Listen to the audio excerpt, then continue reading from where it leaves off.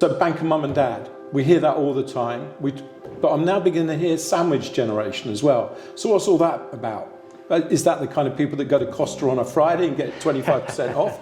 But what's the sandwich generation all about, Robert? Yeah, so I think the sandwich generation is those individuals that are sat between what we've seen as a huge increase in life expectancy, okay, and those people that are still holding on to that wealth as they're reaching the latter part of life. So you were talking about those individuals that maybe in their 70s, their 80s now, or maybe pushing well into their 90s.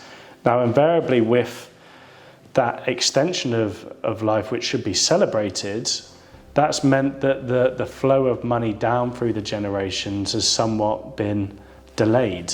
And therefore, the generation that sits below that has actually found that maybe the inheritance that they might have received otherwise has yet to materialize. But also we're finding that their children are actually stepping into a world in where it's far harder to get onto the property ladder. Right, okay. That actually starting salaries and wage growth hasn't kept up with the cost of living.